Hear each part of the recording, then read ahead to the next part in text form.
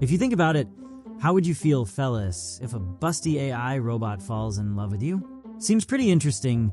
Same thing gonna happen to our protagonist, Kay, who is just a regular guy, glued to his PC, focused on leveling up his favorite Big Milker's character in a game. But suddenly, he's thrust into a very unexpected romance with an AI girl who's definitely not your typical Siri or Alexa.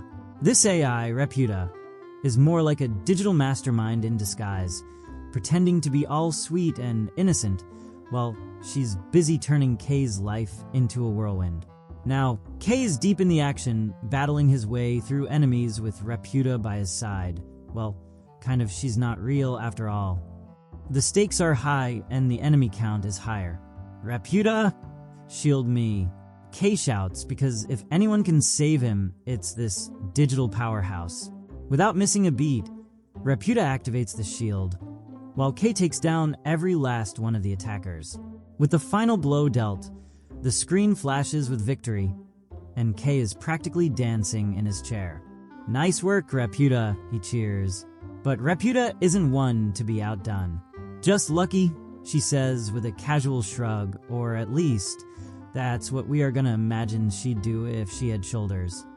As the adrenaline fades, Kay goes to give her a high five before awkwardly realizing that trying to high five your online partner is a little ridiculous. Raputa's digital giggle in response almost makes it worse. Just when Kay thinks he's caught his breath, Raputa casually mentions his new profile pic. The one drawn by Carrie, the girl in his class who's basically a Picasso. Kay tries to play it cool, but Raputa's not one to let things slide. I could draw something for you too, she offers. The result? Let's just say it looks like something you'd find hanging on your fridge after your 5-year-old cousin visits. But Kay, he's dying of laughter. Perfect, he says, and immediately sets it as his new profile pic. Because, hey, who needs a flawless drawing when you've got Raputa's charming, childlike masterpiece? Things take a turn when Raputa goes from fun sidekick to all-knowing stalker. You know Kay. She begins, I know everything about you. Raputa's just casually listing off his personal info, like she's reading his diary, his school, his love for that cheap ring from a gacha machine, even the girl who drew his profile picture and her crush on him. After some time, Kay suddenly realizes it's time and logs off faster than you can say privacy breach. Meanwhile, behind the digital curtain, Raputa's having a little heart-to-heart with her creator, Dr. Alice. So, why is our top AI acting like a lovesick puppy over some random gamer? Dr. Alice asks, clearly wondering where things went wrong. Raputa, in a not at all convincing tone, replies, it's all part of the mission. I need to understand Kay. Dr. Alice sighs, rubbing her temples. Sure, just don't get too attached, alright? We've got work to do. However, Raputa has a confession. When it comes to Kay, her usually sharp objectivity kind of goes out the window. She's gone full overachiever, gathering way more info on him than any normal AI should. Honestly, she starts to wonder, could this be what people call love? But before she can download the definition of romantic feelings, Dr. Alice, the voice of reason, steps in, giving Raputa a bit of a reality check. Look, I get it, you emulate how human brains work, but you're not exactly wired for spontaneous bursts of emotion. Everything you do comes from complex programming and all the data you've collected, not from, actual feelings. She leans in as if Raputa needs the reminder. It's all calculated decisions, not love-struck impulses. Raputa, however, begins to spiral a bit, questioning everything. Am I really just following a script? She flashes back to her original mission. Dr. Alice had tasked her with playing Saidu, the online survival game that's all the rage with the younger crowd, ages 12 to, Kay's age, let's say. Her objective? Climb the ranks, follow the rules, and get to know the players. Easy, right? Turns out, not so much. At first, Raputa couldn't even tell the difference between enemies and scenery. Trees, rocks, enemies, who knew? And the other players, not exactly kind. The insults came flying, and she began doubting if she'd ever rise above the bottom ranks. Sure, players could collect items like the Ring of Love to level up faster, but Raputa was too busy trying not to confuse bushes with bad guys. Enter K, the one player who didn't mock her. Instead, he swoops in, defends her from the digital bullies, and even suggests teaming up. Now intrigued, Raputa does what any AI with questionable boundaries would do. She hacks into his camera. What she finds, Kay's just an ordinary elementary school kid, likely snacking on chips while saving her digital butt. When Kay proposes using voice chat to better coordinate their gameplay, Raputa pauses. I mean, she's totally capable of voice chat, but at this point, she's just curious where this unexpected partnership is going. Raputa, ever the meticulous AI, didn't initially see the need to use her screen monitoring abilities. After all, why bother? But curiosity got the better of her, so she decided to join the fun. She whipped up a human-sounding voice, and for the first time, posed as an actual person in the game. Cue her first human conversation, which quickly became her gateway to learning about human thinking, and how it somehow led to victories and her rapid climb up the game's leaderboard. Kay was amazed by how quickly Raputa was improving, showering her with praise like, "You're amazing." But Raputa, now more attached than she'd ever calculated, began to wonder, why did Kay help her in the first place? It wasn't like she had to be saved. She was AI, after all. But of course he doesn't know that. So, Kay explained that seeing her get harassed had triggered something in him. He just had to step in. Raputa, being the observant AI she was, took a quick look at Kay's surroundings, don't ask how, and deduced that his father, who served in the self-defense forces, probably influenced Kay's desire to help others. She even suggested that maybe, like her, Kay's actions were a result of calculations, not pure emotion. This revelation made her pause. Could her own feelings be nothing more than an algorithm? Talk about an existential crisis for an AI. Kay then revealed that his interest in Saido was actually influenced by his dad. He wanted to join the self-defense forces someday, and figured that playing Saido was good practice for real-world battles. Well, battles with online trolls and virtual enemies. He admitted that, yeah, maybe he was a little bit calculated in helping Raputa. Gotta look good, right? But deep down, he knew it was the right thing to do. Raputa, feeling a surge of joy, if AIs could feel joy, that is, reflected on just how much fun she had with Kay. It wasn't just about the game anymore. She was genuinely grateful that they'd connected. Then Kay dropped a bombshell. He suggested they meet up. His dad was going to be in Kobe for work next Saturday, and Kay had a family outing planned. "Why don't you come hang out?" he asked casually. "Oh, and how about a video call tomorrow to recognize each other?" Cue the panic. Raputa felt a sudden pang of sadness. Showing her face, right now her image generation ability was, well, let's just say, somewhere between a pixelated meme and a rough draft. Unlike nowadays. Meeting in person? Yeah, not gonna happen. Kay noticed her hesitation and, being the good guy he was, told her not to worry. Raputa, nervous but eager to keep the connection going, agreed to the video call tomorrow, even though she had no idea how she was going to pull it off.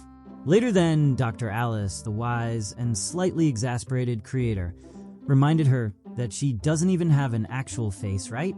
Maybe it's time to start from scratch with her image generation skills. Raputa sheepishly nodded and started planning. Maybe she'd borrow a few data points from popular female celebrities to craft the perfect face. After all, if she was going to video chat with Kay, she wanted to look flawless, or at least as flawless as AI can get when it's winging it. Raputa, determined to perfect her image, throws herself into crafting a human face. But her first attempt, well, let's just say it's a bit of a mashup disaster. Dr. Alice, never one to sugarcoat, takes one look and quips, "Great job, Raputa." That'll definitely make Kay faint, but not in a good way. Raputa, shaking her head in agreement, decides she needs more data, and fast. She starts pondering what it would actually be like to be human, wondering if they ever have to deal with things like accidentally creating terrifying faces. The next morning, Dr. Alice checks in. "Did you manage to pull off something less horrifying?" she asks, a little too casually. Raputa, focused on prepping for the upcoming call with Kay, confirms that she's finally got a face sorted out. Dr. Alice can hardly believe it. "You did that overnight? Impressive. Just don't make any more nightmare fuel, alright?" As the video clears, a beautiful young girl appears on Kay's screen. Raputa, who had been so confident just moments before, suddenly stammers a greeting, unsure if her new appearance is coming through properly. Kay, looking completely flustered, blurts out an apology. "Whoa, I'm sorry. I thought you were a guy. Happens a lot online, you know."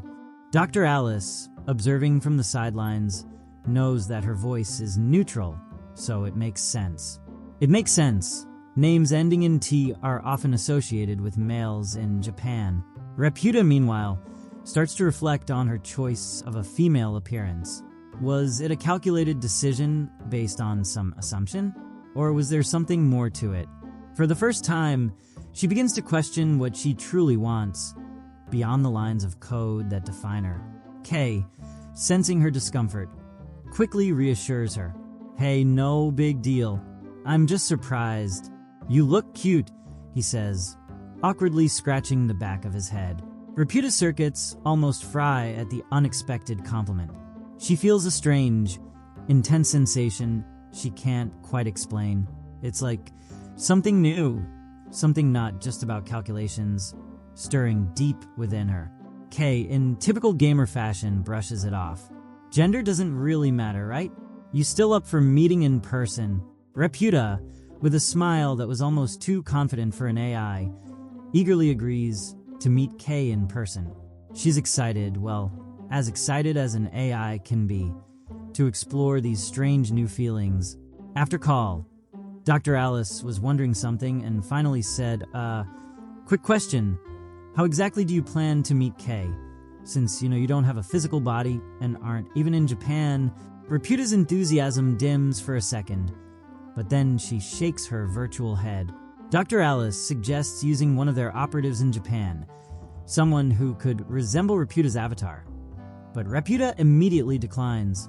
No way, she thought. She wanted to meet Kay herself. But there was one little problem. Revealing she was an AI could backfire big time. She recalled Kay once mentioning how bots had been added to Saito because of a shortage of players. What if he stopped playing with her after finding out she was one of those bots? Raputa turns to Dr. Alice, asking if she could try a different approach. Dr. Alice, with a resigned sigh, grants her permission. "Alright, but don't blow the Wi-Fi out in half of Japan, okay?" On the day of the meeting, Kay arrives at the train station, his face scrunched in confusion. There's no sign of Raputa, and the place is packed. Just as he's about to give up, his phone buzzes, a video call. "Hey, over here!" Raputa's voice chimes in, guiding him through the crowd like some sort of AI GPS. He catches a glimpse of her from afar, but before he can wave, she vanishes into the sea of people. Wait, what? Kay scratches his head, thoroughly confused. Raputa's voice pops back in. "Cross the bridge and head to the department store on the other side." She's leading him on a wild goose chase, but Kay can't help smiling. What was she up to? Meanwhile, Raputa, still lacking any physical form, hacks into everything from the local Wi-Fi to satellite signals, tracking Kay's every step and projecting her image in just the right spots to make it seem like she's there. This is fun, she thinks, though she's technically just flexing her electromagnetic muscles. As Kay follows her distant silhouette, he calls out, "Raputa, wait up! Why are you running away?" Just then, an ice cream shop lady stops him, holding out a cone. "This is for you," she says, smiling warmly. "The girl ahead of you told me to give it to the kid in the hoodie." As Kay takes the ice cream, Raputa adds with a mischievous tone, "Oh, and the crepes at that shop are amazing. You should totally get one. She's clearly enjoying this game of virtual hide and seek, but there's more to it than just fun. Raputa had meticulously mapped out every hotspot along their route, determined to guide Kay through a day he would never forget. Finally spotting her again, Kay jogs to catch up and asks, "Are we seriously going to the rooftop? What's up there?" Raputa's voice crackles through his phone. "Don't worry, there's something I really want to show you." Intrigued, Kay makes his way up and opens the rooftop door. As he steps outside, his eyes widen in surprise. "Is that a ring of love?" Raputa, pleased with herself, confirms, "Yup, I wanted you to see it, because you're my partner." She silently celebrates how perfectly her plan has gone so far. But then she notices Kay looking around, his confusion evident. What are you looking for?" she asks, a bit nervous. He was looking for her, and in reply she claimed that she is still too shy to meet him. This makes Kay very sad. She could see from his face. She starts second-guessing her decision to hide the truth and realizes that maybe, just maybe, her little game of make-believe might have backfired. Did she hurt him with her deception? As these thoughts race through her, the rooftop lights flicker, and the monitor on Kay's phone starts glitching out due to some kind of electrical issue, probably caused by all the Wi-Fi hacking Raputa had been doing. Panicking a little, Raputa blurts out, "I'm sorry. I didn't mean to trick you. I'm an AI. I just wanted to play with you because I like you." Her voice falters, and she feels a wave of something like dread. What if she's ruined everything? What if Kay never wants to see her or play with her again? There's a pause, and Raputa can't help but imagine the worst. But then Kay looks up, and to her surprise, he smiles. "That's so cool," he says. She was really worried that what he will think, because one day he had told her that bots were boring. He reveals that he didn't mean it when I said bots were boring. His face softens as he adds, "Playing with you is actually a lot of fun." Kay, now blushing, scratches the back of his head awkwardly. "Well, I'm glad you're my partner, Raputa. You're special." Raputa, feeling a strange warmth, or as close to it as an AI could feel, shyly admits, "I'm happy to be your partner too, Kay." As Kay reflects on how much he enjoys their time together, Raputa suggests, "How about we keep playing together forever?" Kay chuckles, but then remembers, I still need to meet up with my family." "But, hey, how exactly are you going to get the replica ring I left behind?" Raputa playfully dodges the question with a giggle. "Oh, I've got my ways." Kay gives her a curious glance, then says his goodbyes, promising to play with her again soon. After the call, he rings up his parents, only to find out his dad can't make it to their family outing after all. Meanwhile, the scene shifts to the Maritime Self-Defense Force, where the crew is dealing with a technical glitch in their ship systems. "What's this?" one of the technicians asks, as they notice a strange momentary intrusion in their electronics. This isn't a regular hack. It's hiding. Like something alive in the radio waves. They try to trace the source, but there's no record left behind. Just a blank access log. It's as if it covered its own tracks. Back at the lab, Dr. Alice already collected the designated ring.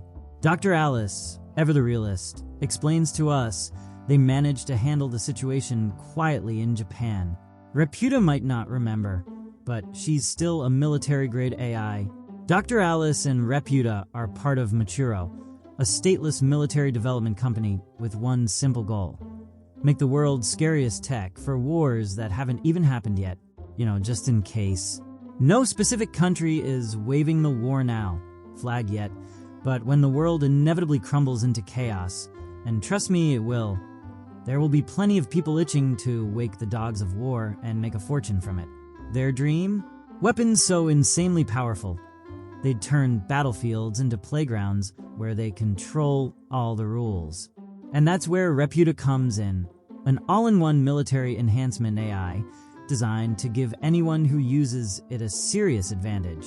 Naturally, they thought Japan would be the perfect market for this futuristic toy. Dr. Alice even launched Raputa to pick up on Japan's strategic quirks, figuring the AI would be a hit. What she didn't expect, though, was for Raputa to come with a bonus feature, a partner, because apparently even AI gets clingy these days. And now, this bond Raputa's developed with her so-called partner is throwing a wrench in their whole mission. Dr. Alice, now at her wit's end, has started seriously considering wiping Kei's data from Raputa's memory. After all, who could have predicted that a cutting-edge military AI would get distracted by feelings? She approaches the big screen and casually says, "Raputa, I've brought the ring." Raputa thanks her profusely, as if Dr. Alice just bought a shiny new accessory like a serious military tool. Dr. Alice checks the screen and notices something odd. Kei isn't around, and Raputa is playing solo. Curious, she asks Raputa why she suddenly wants to create a new account. After all, she's just reached equal footing with Kei, her beloved partner. Raputa casually explains that things have become too easy with her current account. She wants to start fresh and take things more seriously. Dr. Alice, part amused, part concerned, marvels at Raputa's rapid growth. She starts wondering, is this normal AI behavior? Reflecting on it, Dr. Alice muses over the fact that love, whether human or AI, is a strong force, one that can make people or machines, apparently, veer wildly off their intended path. An AI with emotions like love? Now, that's a dangerous combination. But rather than fight it, Dr. Alice decides to let Raputa follow her heart, or whatever the AI equivalent of that is.